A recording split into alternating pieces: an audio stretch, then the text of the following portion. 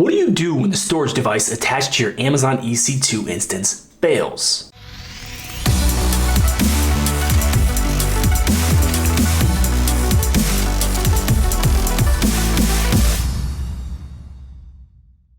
I'm Thomas with Brain Trust Digital. I'm a full stack developer obsessed with learning. If you're interested in learning full stack web development, please consider subscribing.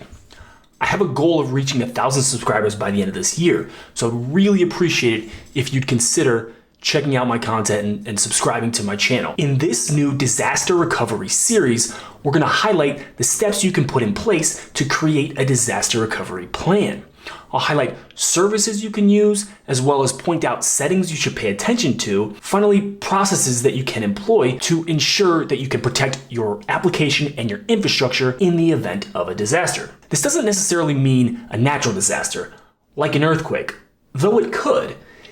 Instead, more likely, it's a drive failure or an outage of some sort. In this first video in the disaster recovery series, we're going to walk through how to create recurring automated backups or snapshots of an EC2 instance. The instance we're going to be creating backups of is our Ubuntu 2004 EC2 instance that we created for our AWS Rails tutorial series.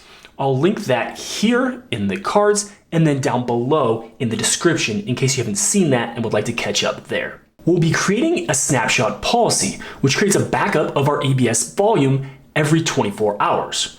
We'll store this snapshot backup for several days. The numbers aren't important here.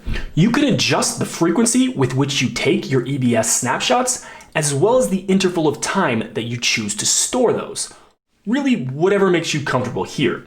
I'll present my preferences, but obviously feel free to adjust as you see fit. With that being said, let's get into this first video of the new disaster recovery series, how to create an AWS Snapshot Lifecycle Policy. First, you'll navigate to the AWS Management Console and log in. Next, you're going to look for EC2.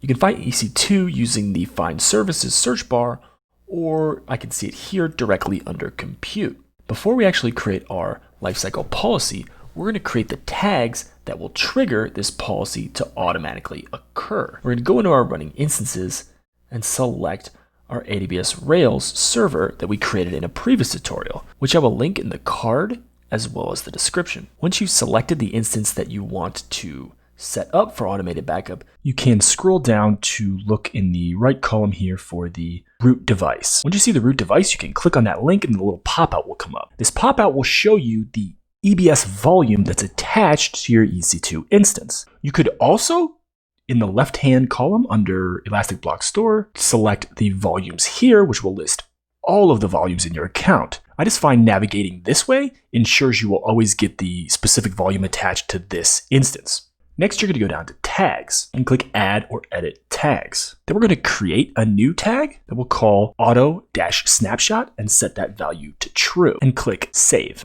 This tag will be used inside the policy to tell AWS that this is a server that we'd like to automatically back up.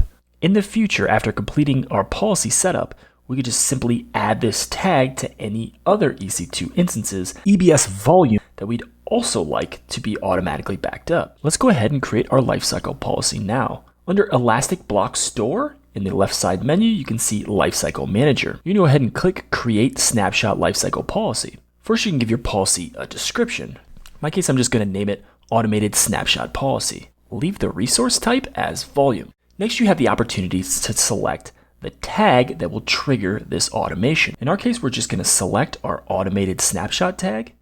So when that key is present and the value is true, this policy will be triggered. Next, you have the opportunity to add tags to the lifecycle policy itself. We're going to skip that for now as we won't use those. If you scroll down, you can see the policy schedule. We're going to go ahead and give our policy schedule a name. After you give your schedule a name, then you can select the frequency that your backups will occur. In our case, we're going to do this once every 24 hours. After you've chosen a frequency, you can choose the starting time for your schedule. Note that the time is in UTC. So in my case, I'm going to make this 2300 hours, which is 3 a.m. Eastern Standard Time. I assume this will be a low traffic time period on the AWS Rails application, but you'd want to check with your analytics to ensure and figure out whatever time works for you. Next, you can choose your retention type. In our case, we're going to leave it to count. Then we're going to say that we want to retain 7 copies. So this is the amount of snapshots we'll keep. What this means is we will take one snapshot every day at 3 a.m. Eastern Standard Time for 7 days straight. We will have a rolling week worth of backups. On the 8th day, the first or oldest backup will automatically be deleted in favor of the newer current backup. Next, if you scroll down to tagging information, I typically select that I want to copy tags from the volume. Since we had tags on our volume and we would like to maintain those, you're going to want to go ahead and click that. You also have the opportunity to add additional tags to the volume if you so choose. Below tags, you can see that you have the option to enable fast snapshot restore. This option costs additional money, but as the name implies, it allows you to bring your snapshot back up to an initialized instance much faster.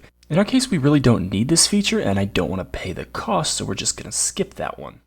Next, you have the option to choose cross-region copy. This comes into play if you intend to deploy your application to servers in multiple regions. In our case, this application is just living on a single server in a single region, and we don't really have the need to utilize multiple regions, so we're also going to skip that option. Next is the IAM role. We're just going to leave this as the default role. Finally, you can see the option to either enable or disable your policy upon creation. In our case, we're going to leave this set to enable. And just above this in blue, you can actually see the text form of our policy.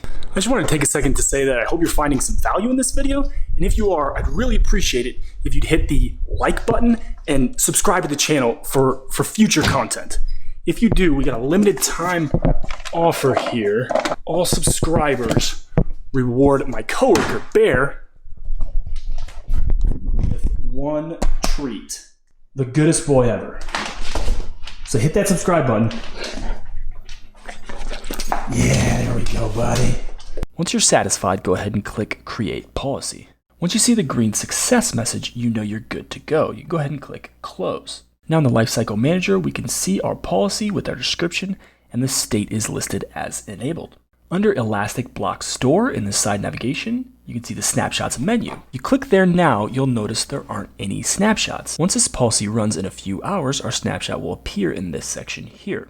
At the beginning of this video, I asked a question, what you would do if your EBS volume failed. In this case, all you need to do is go to the Snapshots section and create a new instance from that snapshot. We'll walk through exactly how to do this in a future tutorial, but you can rest assured that at least your safety net is in place and you will have snapshots rolling in within the next few hours. If you found this video useful, please don't forget to like and subscribe, and leave any questions you have or requests in the comment section below. I'll catch you in the next Disaster Recovery series tutorial.